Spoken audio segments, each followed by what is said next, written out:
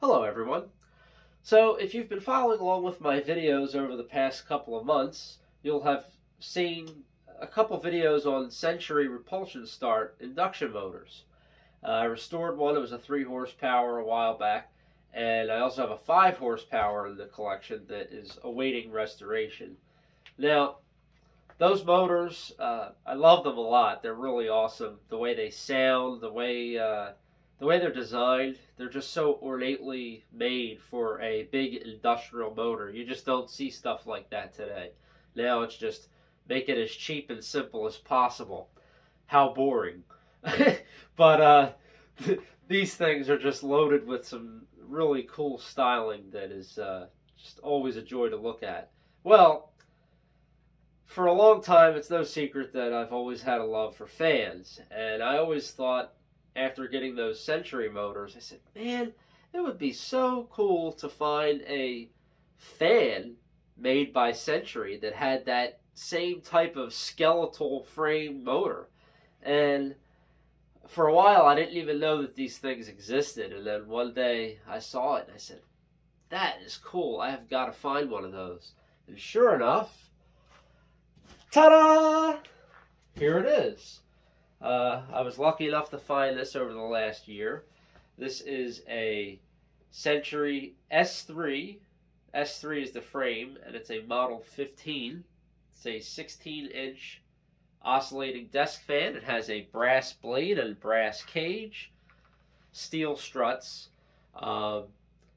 The patent date on it is from 1914, but I'm not sure the exact year on this. Maybe somebody out there knows how to tell the date on these. I don't know if the serial number helps, but it does have a number 64694. Other than that, yes, it's just a Century S3. And I was super excited to get this fan. When I found it, it was an online purchase, and the day that it arrived, it was like I couldn't open it up fast enough. But when I got the fan out, I did some preliminary electrical checks on it. I used a megger on it. Everything checked out fine. The listing said that it operated on all 5 speeds, which that was something else I was excited for with this fan. I never had a fan that wasn't a single speed, 2-speed, or 3-speed. This is a 5-speed. I thought that was pretty cool. And it does, in fact, run on all 5 speeds. It did when I first opened it up. But the problem that I noticed came to the oscillator. So we're going to take a look. I'm going to pause the video. I'm going to flip this fan around so you can see the back, and I will describe the things that were wrong with this. Alright, so now you can see the back side of the fan with its lovely open frame motor. And so when I first got it out and tried powering it on, I knew from the listing that this little lever right here that actuates the oscillator, that brass piece was missing out of it. It was just the actual shaft part was there with the slot, but the brass tab that sticks out that says on and off was missing. That wasn't a big deal to me. If I had to, I would have just cut a piece of brass and made something that fit in there and made it work. But, so I knew that was going to be an issue, but when I actually took the gearbox, the cover off, that was when I got the most unpleasant surprise of this whole ordeal here. There was hardly any gears in it. It had the worm gear that is actually attached to the motor shaft, and it had, actually I should say the worm, and then it had the worm gear that is attached to the shaft, the vertical shaft that goes down to the oscillator crank, and that one's a brass gear or a bronze gear, and that had a couple teeth just sheared off of it. And then the entire horizontal jack shaft that goes through here, that was missing all of its gears. So there's a worm on it, and then there's a worm gear. The worm gear is driven by the worm on the motor shaft, and then the worm on that shaft drives the worm gear that is on the vertical shaft. So those 2 gears were completely just not there. So that left me with a bit of a little hiccup here. So fortunately, I was actually able to purchase a set of gears from another collector, which I'm very grateful to have been able to acquire those, because that was kind of the savior of this whole fan. So now it has the correct gears all in there, the way they're supposed to be, fully functional.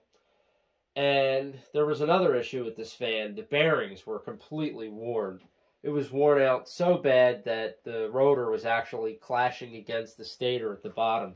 And if you had the fan starting on low speed, it didn't even want to start sometimes. It would kind of just, it would catch and then just hum. So I knew that was going to be an issue. Wherever this came from, it must have been run a long time and probably not maintained very well. So fortunately, I got some 660 bronze. I pressed out the old bearings, took some measurements, and got on the lathe and machined some brand new ones out of the bronze and pressed them in there, and it works great now. There's no more unwanted noise and vibrations coming from the motor. It starts nice and quiet. It's smooth. It's great. Now, when I first put the gears in, I didn't make the new bearings yet. I just wanted to see how it all went together. And the gears were extremely noisy, really badly. It was not a sound that anybody that works on mechanical things would like to hear. It was like a combination of a ticking, grinding, and bumping sound. It was just not good. And I realized that part of the reason for that must have been because of the worn bearings. Because this shaft was now sitting a little bit lower, and I think it was actually, the worm was kind of sitting too deep and rubbing against the bottom of the teeth in the worm gear. So, after taking it all apart and putting those new bearings in, it actually runs pretty good now. I'm pretty happy with it. Unfortunately, when I got the gears, I also was able to acquire a new lever for the oscillator here. This says off, and on the other side it says on. And then I didn't have this little, I don't know what you would call this, this little oscillator wheel shape right here. It's kind of shaped like a dinner plate, kind of rolls up around the edge. That was missing. But fortunately, I was able to get all of those parts and get it all back together and working. So I'm going to start it up on low speed so you get to hear it. First, I'm going to start it facing this way, just so you can kind of get a view of the back as it's starting and running. But after that, I'm going to turn the fan sideways and start it up and go through the different speeds so that you'll be able to hear kind of its natural sound instead of hearing the turbulent sound of the blades blowing right up against this close range cardboard in the back. So here we go. I'm going to start it on low speed.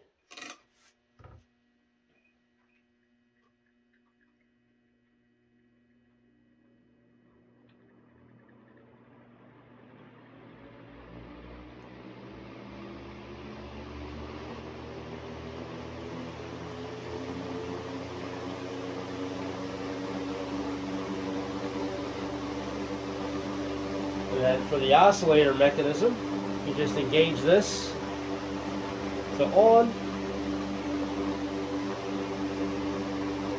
I was so happy when I finally got it to do that, because I've had the fan for a while, and without any gears, that wasn't happening.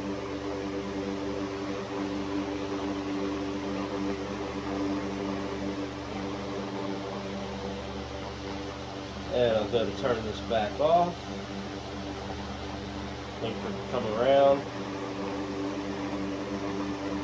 Sometimes this binds up a little bit. I still need to figure out what's going on with that. I might need to machine something a little differently. Got to figure that out, but it does work. You just have to be patient with it. So anyway, turn it off, and I'm going to turn it to the side, and you'll get to see it run from the side.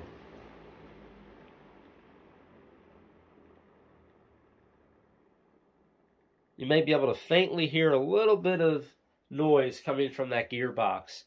it's not enough for me to. I don't think it's concerning. I think it'll be fine. They'll probably wear into themselves naturally over time. There's plenty of grease in there, so I'm not really concerned. All right, so let's run it from the side. So here we go. I'm going to run this. This is running on the power right out of the wall, which is around 123 volts. I do actually like to run this with a dim bulb tester attached that reduces the voltage a little bit. But for right now, I'm just going to do a straight out of the wall test. So here we go, starting with high speed.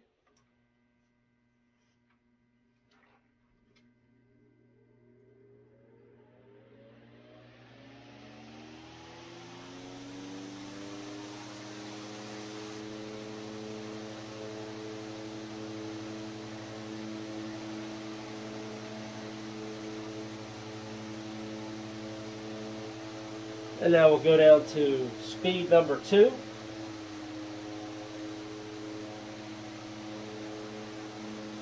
There's not a lot of difference at this voltage. That's another reason I like using the dim bulb tester on it.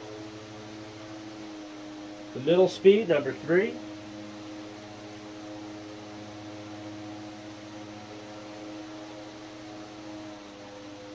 Number 4.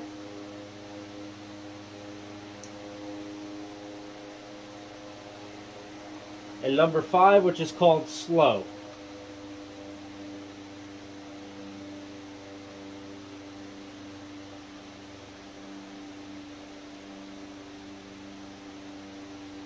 And we'll let it coast down.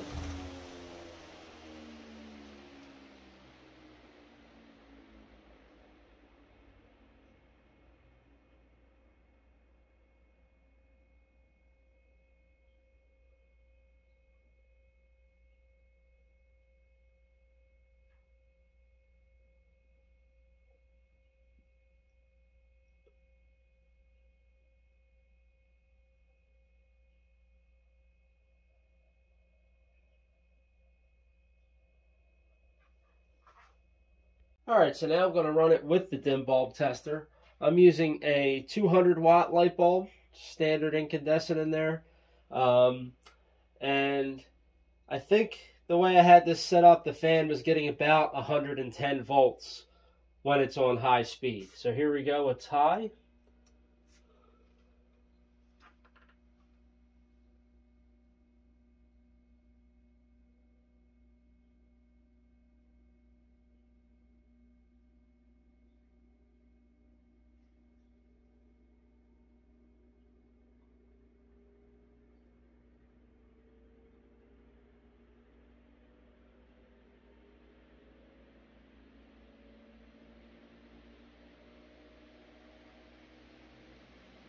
Definitely takes a little longer to ramp up.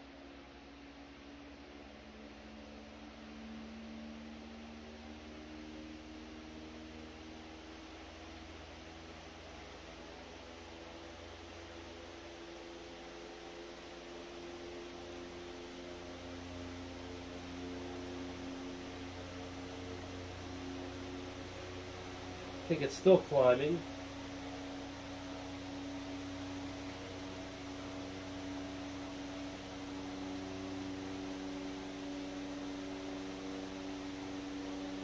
I think that's about leveled off where it's going to be.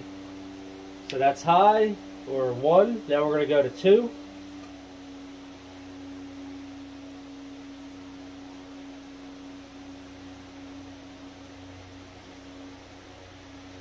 Now 3.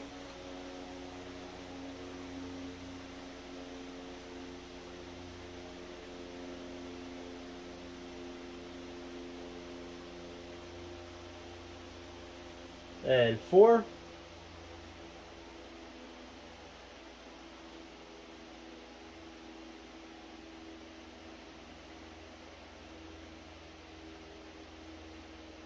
And now slow.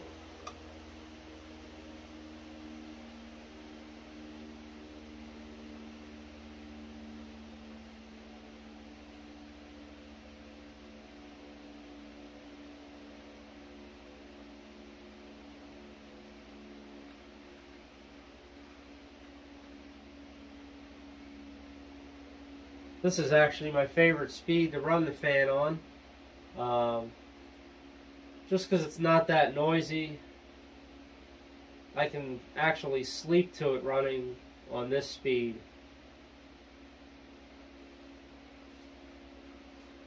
And off.